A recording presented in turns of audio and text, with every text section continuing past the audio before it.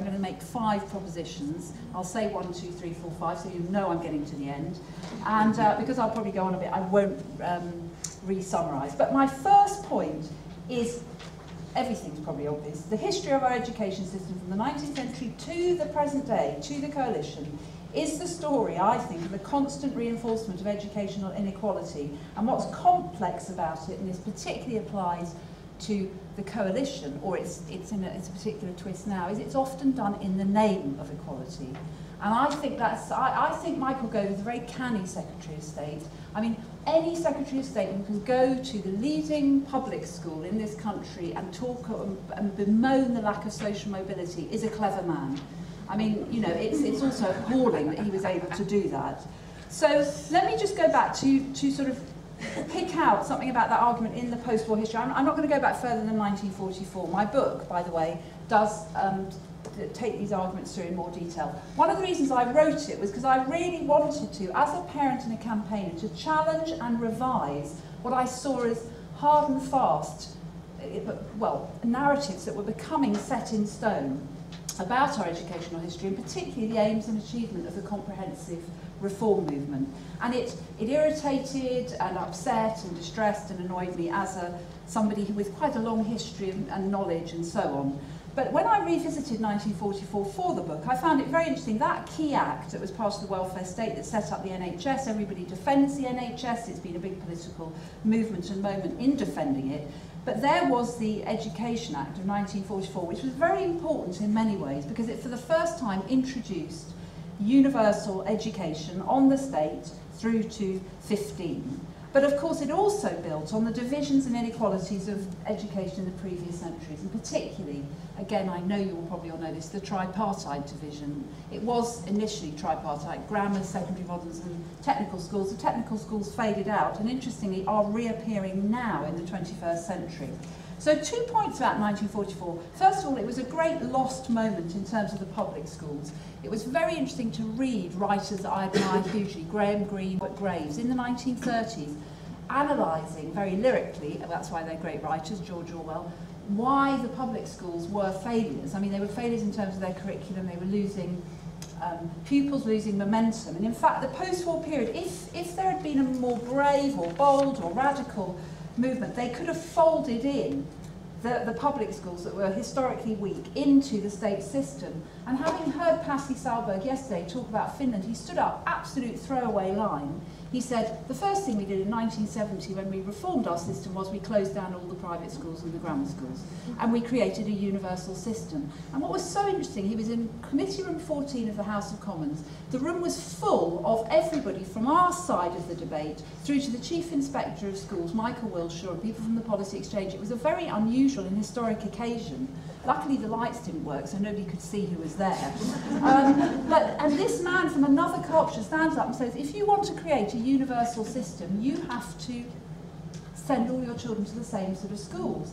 Now, if you say that in this context, you know, you're halfway to being lynched on Newsnight. So that's important. So the grammar secondary modern division, it was built on all sorts of terrible things. The work of Sir Cyril Burt, who believed social class and IQ were connected. He actually believed that education was an exercise in sorting children into the right compartments, that they were born belonging somewhere and you just had to find them the right path through.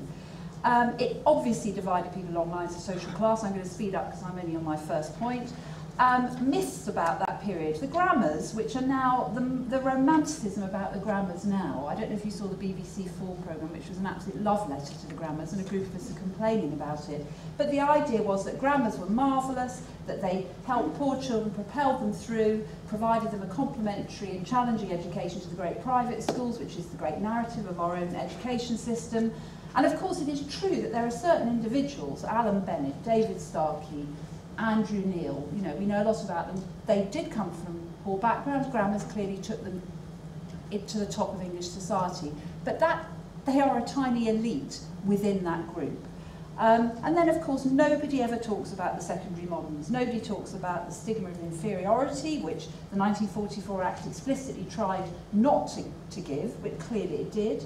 the massive waste of talent. They represented as well as the natural injustice of saying to children at 10 or 11, you are failures.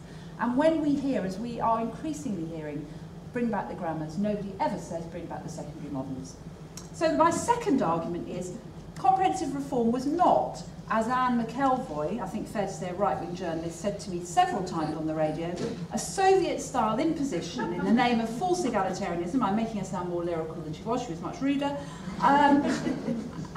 She laughably thought that Labour was responsible. The idea that Labour was ever responsible for anything to do with Soviet-style imposition, or indeed egalitarian, is another question, but let's not get into Labour politics. But it was, in fact, comprehensive reform was the outcome of myriad movements and social changes, as well as a logical and progressive response to injustice. So just to quickly talk about what those many tributaries were, I'm sure, I don't discuss this in detail, but the idea of the common school that had grown up in America, and the ideas of people like John Dewey was definitely in there, and I know influenced people of that period.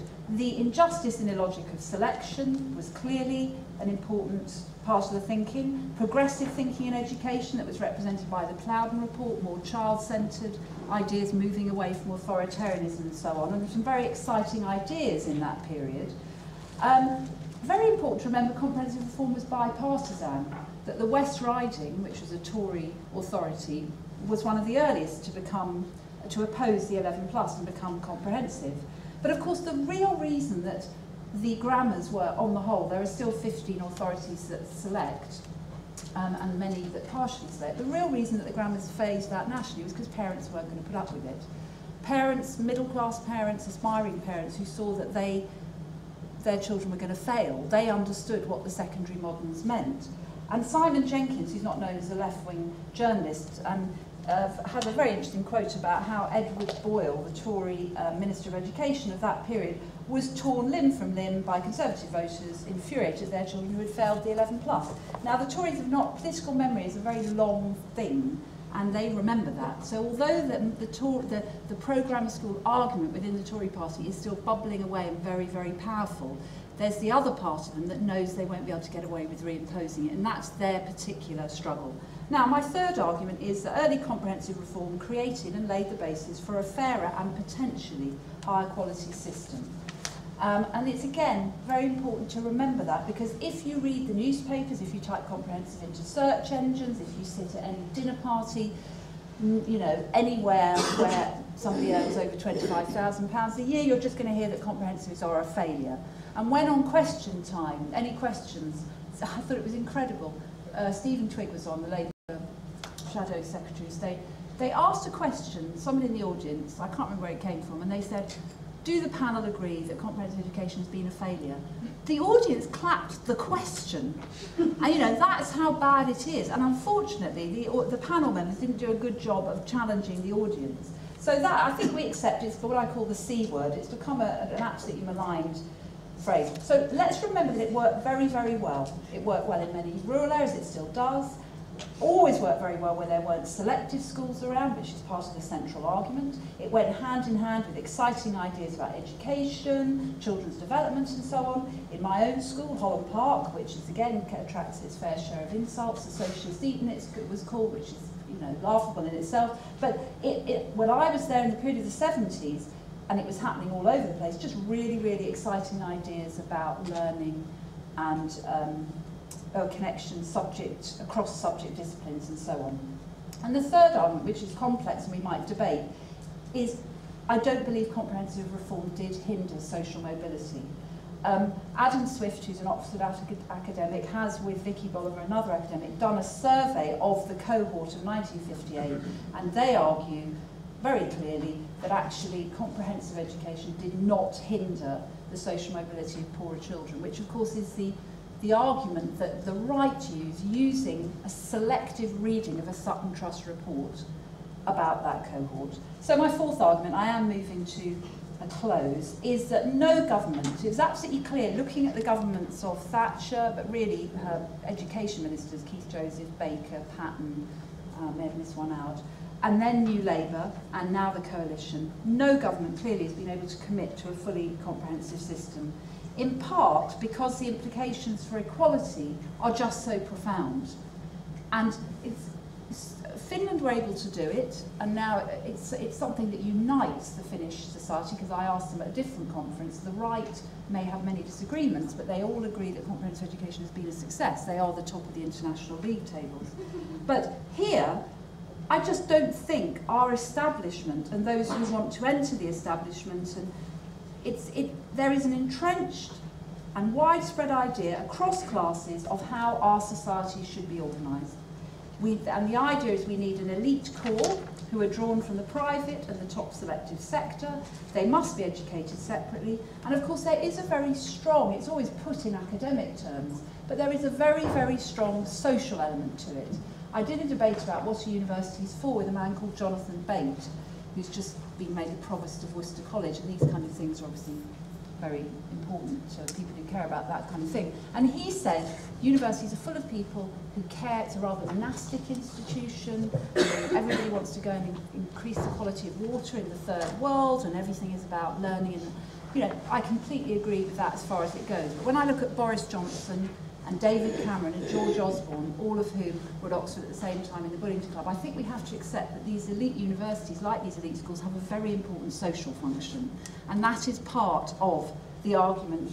It's never made overtly, but that's part of the reason why we just cannot let go of this whole divided, stratified system. And of course, for parents who are left outside it, there's this tremendous fear. And I think the coalition have intensified this. It's all about you must get on the train. You know, in a period of austerity, don't be left behind. Don't be a loser, be a winner. And there's different ways of being a winner in the coalition education policy, but definitely the private schools, Gove tells us they're the model for which everything should be followed, the grammar schools which are expanding, and so on. So what I tried to show in School Wars is how all the governments from the mid-70s onwards have, in very similar ways, subtly sabotaged a fully comprehensive system. And I just won't go into the detail, but give you the 5 ways. Selection never got rid of, and in fact infinitely and subtly expanded. Private market models increasingly coming in, both in selling to schools, the setting up of Ofsted, as a, you know, everything has been marketised, and of course the academies now, semi-independent models. Paradoxically, this has gone hand in hand with greater central control of education. So education is so politicised and controlled, particularly through league table accountability, and particularly now. Less and less trust in teachers, reduction of teacher professionalism, and now, of course, reduction of teacher morale. And of course, all of those, just to bring back to our Finland as our contrast, are absolutely in counterpoint to how Finland have made the most successful system in the world. Now, the coalition, I'm going to say a few things. Fiona will talk about this period more. It claims to be acting in the interests of poor children. And I think the argument is that in the end, a few more Alan Bennett's and David Starkey will get to Worcester College. But they, I think, on the whole, will have a more unequal landscape. The grammars clearly support, on the whole, middle-class families. The market approach reproduces and intensifies inequalities. We've got huge budget cuts that no one discusses really politically in terms of education, and increased centralised control. Is there an alternative argument? Francis, you want one thing. I seem to be talking in 5s today, so my 5 points are, there is very much an alternative argument, and the evidence is very clear. That selection confirms social and class inequality, the best systems are non-selective, the pedagogic task of the 21st century is to develop teaching and learning models that make the all-ability model work, which is more individualised learning and assessment. That if you're going to deliver education for the few, for the many, not the few, you have to involve the state and you have to involve a middle municipal tier. And a final one, which I think Ed Miliband could make a great deal more of, I suspect he's nervous, is that schools clearly play a very important part in our communities. And then we're moving away from that entirely. They're now sort of semi-corporate, semi-consumer type institutions, if this government has its way. But I think whether you're in an inner city area or a rural area, or Speak in Liverpool, where I went to visit the so-called worst school in the country, schools are crucial to binding communities together in all sorts of ways. And I think we should make that argument more. Thank you.